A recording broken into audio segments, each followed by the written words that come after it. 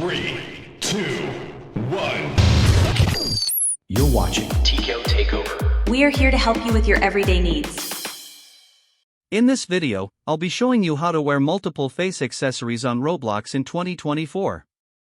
First, make sure you're logged into Roblox and head over to your avatar customization page. Once you're there, you'll want to look for the menu on the left-hand side and click on the avatar option. This is where you can edit and customize the appearance of your avatar. Next, you'll need to find the accessories section and hover over it. From there, click on the face option, where you'll be able to see the face accessories that you already own. If you want to add more than one accessory, it's pretty simple. Just right-click on the face accessory you want to equip, such as sunglasses, and select the option Open Link in New tab.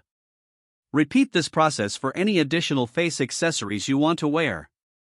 For example, you could choose something like the Peter Griffin head or a funny face. After opening these links in new tabs, you'll have multiple tabs open with your chosen accessories.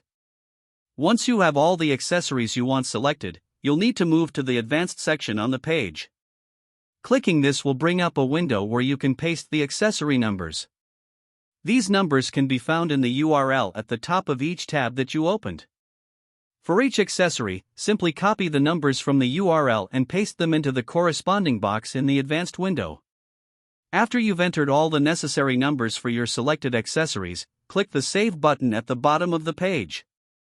A prompt will appear asking if you want to overwrite your current look. Just confirm by clicking Save. It will take a few moments to refresh your avatar, and once that's done, you'll have successfully added multiple face accessories to your Roblox avatar. Now you can enjoy your new custom look with all your face accessories in place. I hope this tutorial was helpful. If you found it useful, please leave a like and consider subscribing to my channel for more tutorials. Thanks for watching, and I'll see you in the next video.